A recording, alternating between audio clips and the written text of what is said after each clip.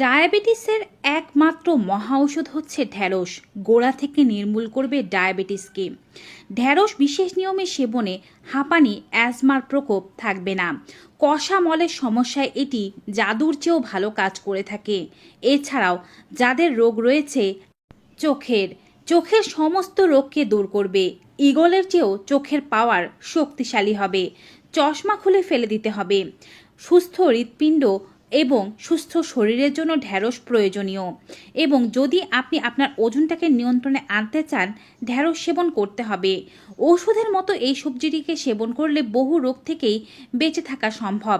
তারপরেও আমরা ঢ্যাঁড়স খেয়ে অসুস্থ হই, কারণ ঢ্যাঁড়সকে আমরা ভুলভাবে খাই। ঢ্যাঁড়স খাওয়ার পরে 2 ধরনের খাবার খাওয়া মোটেও উচিত নয়, যা আমাদের দেহে বিষক্রিয়া ঘটাতে পারে। কিভাবে কোন নিয়মে ঢ্যাঁড়স খেলে কোন কোন রোগ সারানো সম্ভব, ঢ্যাঁড়স খাওয়ার পর কোন খাবার খাওয়া উচিত নয় জানতে সম্পূর্ণ ভিডিওটি দেখতে হবে। ভিডিওটি অবশ্যই ডাউনলোড করে রাখুন যেন পরবর্তীতে আপনার খুঁজতে না হয়। ফেসবুক পেজ থেকে আমাদের ভিডিওটি দেখলে ফেসবুকে ফলো করুন, ইউটিউবে দেখে থাকলে অবশ্যই সাবস্ক্রাইব করুন। চলুন মূল ভিডিওতে যাওয়া যাক। ঢ্যাঁড়স হচ্ছে গুণের ভাণ্ডার। এটি আমাদের শরীরের বিভিন্ন ভিটামিনের চাহিদা পূরণ করে। প্রচুর ফাইবার রয়েছে, ভিটামিন এ, ভিটামিন সি এবং ফোলেটের দুর্দান্ত উৎস ঢ্যাঁড়স। সেই সঙ্গে vitamin K, vitamin B, iron, potassium, zinc, calcium, magnesium, manganese, antioxidant ও বিটা ক্যারোটিন পাওয়া যায়। অ্যানিমিয়া থেকে শুরু করে ডায়াবেটিস, অ্যাস্থমা থেকে শুরু করে কোষ্ঠকাঠিন্য, সকল রোগের চিকিৎসায় এটি ওষুধের চেয়েও ভালো কাজ করে। যদি আপনার কিডনিতে কোনো সমস্যা থেকে থাকে, অর্থাৎ কিডনির কার্যক্ষমতা কমে যায়, তবে নিয়মিত আপনাকে ঢ্যাঁড়স বিশেষ নিয়মে খেতে হবে। এটি আপনার কিডনির ভেতরে জমে থাকা সমস্ত ক্ষতিকারক টক্সিনগুলোকে বের করে দেবে এবং এই অঙ্গটিকে ক্ষতির হাত থেকে রক্ষা করবে। ফোলেটের ঘাটতি আমাদের দেহে অনেক সমস্যার সৃষ্টি করে, রোগ প্রতিরোধ ক্ষমতা কমে যায় এবং শরীরের বিভিন্ন অঙ্গ প্রত্যঙ্গগুলো ক্ষতিগ্রস্ত হতে থাকে। ঢ্যাঁড়স শরীরকে সচল ও রোগমুক্ত রাখতে সাহায্য করে। এর মধ্যে প্রচুর পরিমাণে ফোলেট রয়েছে। ঢ্যাঁড়স নামক সবজিটি যদি আপনি সেবন করতে পারেন, তবে ফোলেটের চাহিদার জন্য আপনাকে আর চিন্তা করতে হবে না। গর্ভাবস্থায়ও এটি খুবই উপকার করতে পারে। কনস্টিপেশন যাদের রয়েছে তারা ঢ্যাঁড়স খাবেন। ঢ্যাঁড়সের সবজি বা বিশেষ নিয়মে যেভাবে আমি ঢ্যাঁড়স খেতে বলবো, সেভাবে যদি আপনি ঢ্যাঁড়স খেতে পারেন, তবে কষা পায়খানার সমস্যা আপনার হবে না।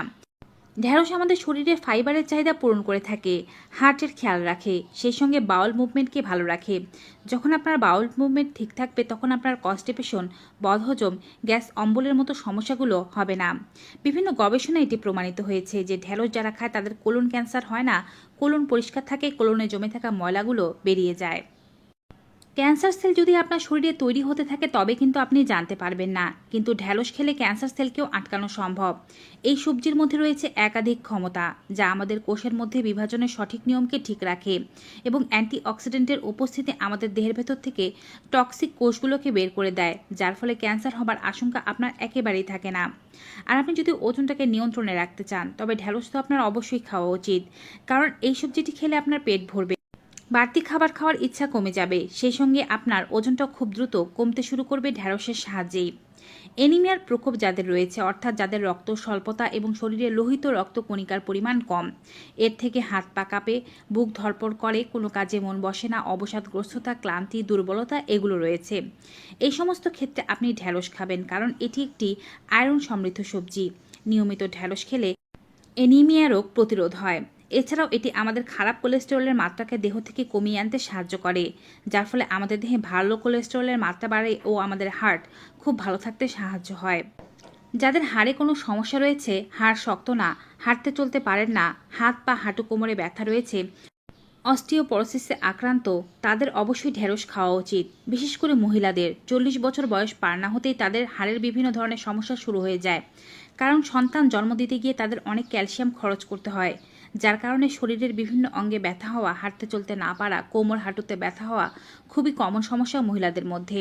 নিয়মিত ঢ্যাঁড়স আপনার এই সমস্যাগুলোকে কমিয়ে দেবে। আর যারা শ্বাসকষ্ট বা অ্যাজমার প্রকোপে ভুগছেন, তারা ঢ্যাঁড়স খেলে খুব দ্রুত অ্যাজমা বা শ্বাসকষ্টের সমস্যা কমে যাবে। আবহাওয়া পরিবর্তন হলে কিংবা ধুলোবালি নাক দিয়ে ঢুকলেই অনেকের ক্ষেত্রে এমন সমস্যা দেখা যায়। ঢ্যাঁড়সে রয়েছে ভিটামিন সি এবং অ্যান্টিঅক্সিডেন্ট, যা আমাদের রোগ প্রতিরোধ ক্ষমতাকে বৃদ্ধি করে এবং এটি এতটাই শক্তিশালী যে অ্যালার্জি সৃষ্টিকারী বিভিন্ন ধরনের জীবাণুকে আমাদের দেহের ভেতর থেকে বের করে দিতে সাহায্য করে। ডায়াবেটিসের কথা প্রথমেই বলেছিলাম। ডায়াবেটিসের একমাত্র মহাঔষধ ঢ্যাঁড়স।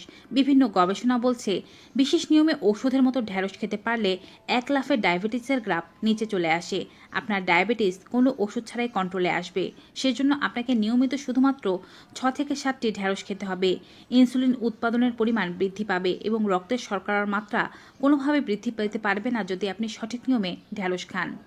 চোখের সমস্যায় যারা ভুগছেন, অর্থাৎ চোখে দেখতে পাচ্ছেন না, চোখের বিভিন্ন সমস্যা, চোখে ছানি পড়া, চোখে চুলকানি, এই ধরনের সমস্যার ক্ষেত্রে ঢ্যাঁড়স উপকারী। এর লুটিন ও জিয়ান্থিন নামক উপাদান শক্তিশালী দৃষ্টিশক্তি গড়তে সাহায্য করে, যার ফলে আপনার চোখের পাওয়ার হয় ঈগলের চেয়েও বেশি তীক্ষ্ণ। এটি আপনার অন্ত্রের স্বাস্থ্যকে ভালো রাখে, অন্ত্রের গতিবিধিকে ঠিক রাখে, ফলে খাবার নিয়ে আপনার বিভিন্ন ধরনের যে সমস্যাগুলো হয় সেগুলো আর হয় না। এবারে বলছি আপনি কিভাবে ঢ্যাঁড়স সেবন করবেন। প্রথমে বলছি অ্যাজমা রোগীরা কিভাবে ঢ্যাঁড়স সেবন করবেন। 1 গ্লাস পরিমাণ জল নিয়ে নিন। 4টি মাঝবয়সী বা কচি ঢ্যাঁড়স নিয়ে নিন। ঢ্যাঁড়সের সামনের পেছনের অংশ কেটে নিন, তবে আগে অবশ্যই ভালো করে ধুয়ে নেবেন। ঢ্যাঁড়সগুলো মাঝখান থেকে চিড়ে নিন। 1 গ্লাস জলের মধ্যে ডুবিয়ে রাখুন সারা রাত। সকালবেলা ঘুম থেকে উঠে জলটি একটু গুলে নিন। ঢ্যাঁড়সগুলো উঠিয়ে ফেলে দিন। জলটি হালকা গরম করে এর মধ্যে 1 চা চামচ মধু মিশ্রিত করুন। বাসি পেটে এটিকে সেবন করুন। অ্যাজমার প্রকোপ থাকবে না।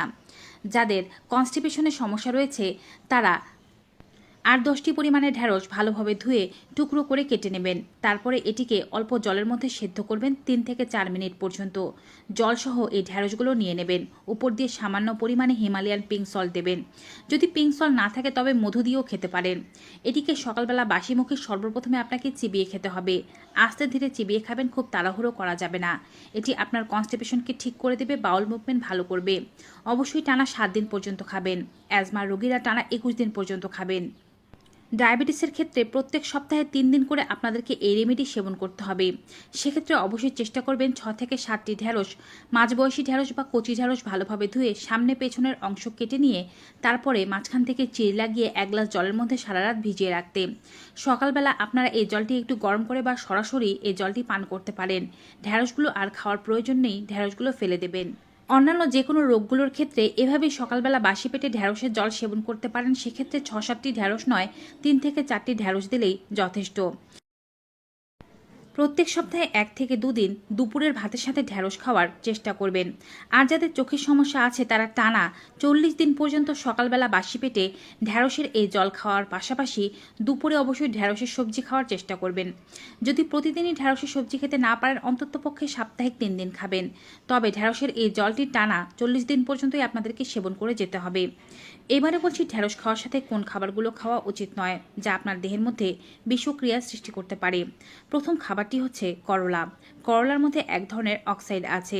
যেদিন আপনি দুপুরের খাদ্য তালিকায় ঢ্যাঁড়স রাখবেন সেদিন আপনি দুপুরের খাদ্য তালিকায় অবশ্যই করলার সবজি রাখবেন না, অর্থাৎ দুটোকে পাশাপাশি খাওয়া যাবে না।